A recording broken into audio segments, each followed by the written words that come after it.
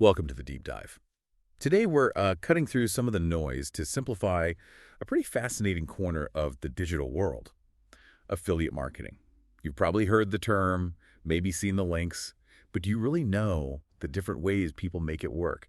Beyond just, slapping a link on a website, we're going to unpack the various types, look at how they operate, what makes each approach unique, and yeah, the upsides, but also some surprising challenges. Absolutely. It's a space that's always evolving. And understanding these differences is really key if you want to grasp its potential. And honestly, its pitfalls too. We'll break down the main approaches first and then maybe look at the really diverse ways people specialize within that. Right. So if you've ever wondered how people are actually earning income promoting products online, or maybe you're just curious about the mechanics behind it all, hopefully you'll have some aha moments today. Let's dive in. Okay, first things first, let's get a baseline. At its core, affiliate marketing is basically a performance-based thing, right? Exactly. Performance-based. So individuals or businesses promote another company's products or services. And in return, they get a commission for a sale, maybe a lead, some specific action people take through their unique link. That's it. It's designed to be a win-win. Businesses get more sales, often without big upfront ad costs, and affiliates. They can earn money without creating their own products, dealing with inventory, all that stuff. Makes sense. A mutual benefit, like you said, when it works well. Mhm. So, okay, that's the basic idea. But how do affiliates actually relate to the stuff they promote? That relationship seems pretty key. It really is. That relationship, or sometimes the lack of one, defines these first three sort of foundational categories. Okay, lay them on us. What's the first one? The first is what people often call unattached affiliate marketing. It's the simplest, really. Unattached, meaning. Meaning the affiliate has no real personal connection, no authority in that product's niche. They're not an expert in, say, gardening, recommending a specific type of fertilizer. Ah, okay. So how do they promote them? Mostly through paid ads. Think Google ads, social media ads, or maybe some basic SEO. They just drive traffic straight to the merchant site and hope for clicks and conversions. On the surface, that sounds kind of easy. Like, no need for an audience, no need to be an expert, just run ads. It has that appeal, definitely, Yeah. especially for someone looking for maybe passive income without getting too involved. But I sense a but coming. There's always a but, isn't Yeah. there? The big downside is trust, or the lack of it. It's often seen more as just an income model, not a real business focused on helping people. Right, because you're not building any kind of relationship with the end customer. Exactly. The focus tends to be purely on income, not necessarily what's best for the customer. And it can get expensive fast, running ads with absolutely no guarantee you'll make your money back, let alone a profit. It's tough to build anything sustainable that way. Yeah, it sounds more like gambling than building a business almost. Yeah. Relying purely on ads and algorithms. It can feel that way. It's transactional, not relational. Very different from the next type. Okay, so if unattached is about distance, what's the next step closer? That would be related affiliate marketing. Here, affiliates promote products that are, related to their existing niche or audience. Okay, so they do have some presence, like a blogger or maybe a social media account in a certain area. Precisely. Think of a tech blogger who recommends software tools, or a fitness influencer suggesting supplements. They have some expertise, or at least knowledge, in the field. They might not personally use every single product they mention, though. Right. So the pro is more trust than the unattached model, presumably, because they're seen as knowledgeable in that space. Generally, yes. It feels more credible. It can be a solid way to earn some extra income if you have an audience. But the con, what's the risk here? The big risk is still trust, actually. If you recommend products that aren't genuinely good, or maybe they don't quite fit what your audience needs, even if you know the person who made the product, you can lose that trust pretty quickly. Ah, so even if you're knowledgeable, if you haven't used it and it turns out to be junk. Your audience might question your authenticity. Are you recommending it because it's good or just for the commission? That line can get blurry. That makes a lot of sense. That distinction between knowing about something and actually using and believing in it, Yeah, that seems huge, it is. Which leads us nicely to the third main type. which sounds like it addresses that exact issue. You got it. It's called involved affiliate marketing. This is where the affiliate has personally used and genuinely believes in the products or services they're promoting. So the recommendations come from real experience. Exactly. Positive experiences. They often weave these recommendations naturally into their content, their daily life. It's not just a random link drop. Okay, the pros here seem obvious. Highest credibility, maximum trust. Yeah. People believe you because you've actually walked the walk. Precisely. It's seen as the most honest, the most helpful approach. You're leveraging your reputation, your authority, based on real results. And the interesting thing is, this kind of trust compounds. It leads to more than just one sale. Well, when people trust your genuine recommendation, they're more likely to buy again based on future recommendations, and they might even tell others. It builds loyalty. Right. Turning a transaction into a relationship. But what's the catch? It sounds like the ideal, the gold standard. The catch is it takes work and time. You need that deep personal connection and experience with the product. You have a real responsibility to maintain that trust, building that kind of influence, that authority. It doesn't happen overnight. Yeah, you can't fake genuine experience for long. Not effectively, no. And your audience will usually see right through it if you try. It's interesting hearing these laid out. My first instinct might have been that unattached was appealing because it seemed, well, easier, less commitment. A common initial thought. But hearing you talk about the trust factor, especially with involved marketing, it really highlights how maybe that easy route is actually much harder in the long run. It's a deeper game than just getting clicks.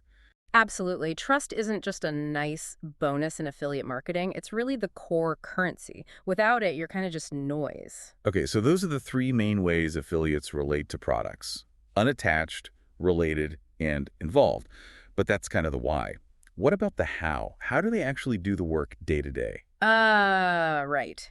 That brings us to the different work styles or specializations, and this is where it gets really diverse. Lots of different paths people take. Okay, let's break those down. What's a common one? Probably content publishers. These are your classic bloggers, website owners, people running niche review sites. So they create content articles, reviews, tutorials, and weave affiliate links into that content. Exactly. They focus on building sites rich with information on specific topics. This group also includes what you might call search marketing affiliates, people really focused on SEO, optimizing content to get free traffic from search engines like Google. Right. The big appeal there seems to be potentially low cost to start, right?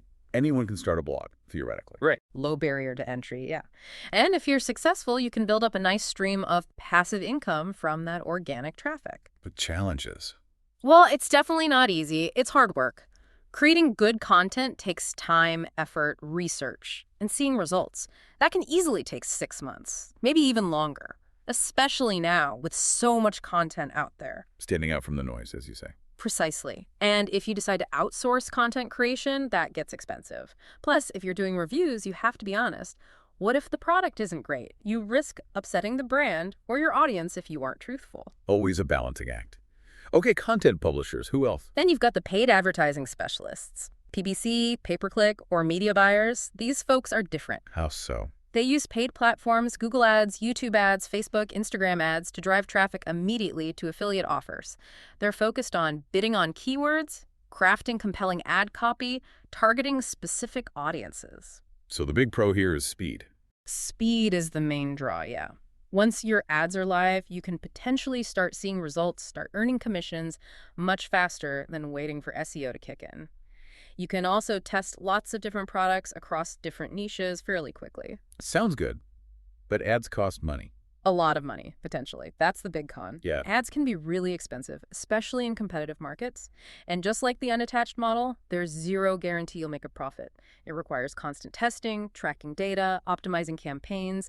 You're kind of always on that ad spend treadmill. Right. High potential reward, but high risk and high maintenance. You nailed it. It requires a very analytical mindset. Okay, what's another major type?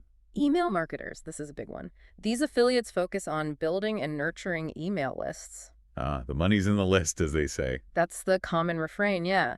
They build a list of subscribers interested in their topic, and then they send out targeted email campaigns that include affiliate links. What are the advantages there? Seems quite direct. It is. A well-maintained email list is seen as a really valuable asset. Some gurus even try to put a dollar value on subscribers, like say $1 per subscriber per month, though obviously that varies wildly.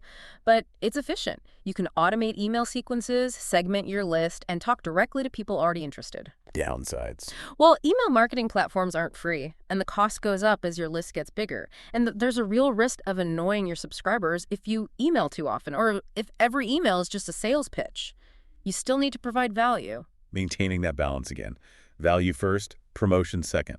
Always. Otherwise, people just unsubscribe. Makes sense. Who else is out there? We see a lot of influencers these days. Definitely. Social media influencers. They leverage their followings on platforms like Instagram, YouTube, TikTok, Facebook, Pinterest, you name it. And they promote products through posts, stories, videos.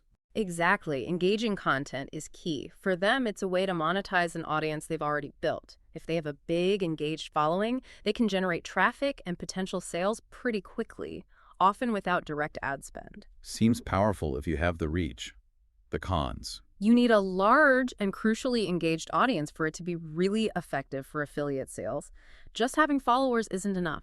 And again, credibility is paramount. If they promote dodgy or just mediocre products, they can damage the trust they've built. Plus, disclosure is vital, letting the audience know it's a promotion. And the pressure to constantly create fresh content is huge. Yeah, the influencer burnout is real, I hear. Okay, any other main types? One more I'd highlight is community managers. These are people who build and run online communities. Like a Facebook group, maybe? Yeah. Or a Discord server, a forum? Exactly. Around a specific shared interest. Within that community they've built, they might subtly recommend relevant products or services. Ah, interesting. So the trust comes from being the leader or moderator of that group. Often, yes. They're seen as influential figures within that tight-knit group. Their recommendations can carry weight, help establish them as experts. The challenge must be building that community in the first place. Huge challenge. Building a large, active community takes a massive amount of time and ongoing effort. Moderation, engagement, keeping it healthy. It's a big job. And you have to tread carefully with promotions. Blatant self-serving links are usually a big turnoff in communities. Can look like spam very quickly. Right, destroying the trust you work so hard to build. Precisely. It requires a delicate touch. Wow, okay, so content publishers, PPC specialists, email marketers, influencers, community managers. Right. Quite a range. Are there others, maybe more niche ones? Oh, definitely. Beyond those main ones, you see specialists like coupon and deal sites. They attract bargain hunters with discounts and codes, earning a commission when people use them. Right, everyone loves a deal. Then there are loyalty portals, offering cashback or points for shopping through their links. You also see mobile affiliates focusing specifically on promoting via apps or mobile-optimized sites, which is huge now. And probably some really techie ones, too. For sure. Some advanced affiliates are deep into conversion optimization and technology. They use tools like retargeting, showing ads to people who already visited a site. Yeah, those ads that follow you around the internet. Those are the ones. And they use A/B testing, comparing different versions of pages or ads to see what works best, optimizing every tiny step of the user's journey. Very data-driven. So it really runs the gamut from relationship-building content creators to data-crunching ad buyers. He really does. Okay, so with all these different types, these different paths, how does someone figure out which way to go? If they're thinking about getting into this, it seems a bit overwhelming. That's a really important question. It's not one size fits all. The key, I think, is to start by looking inward. What are your strengths, your skills? Like, are you a writer? A talker? Good with numbers, good at connecting with people. Exactly. Are you a natural storyteller?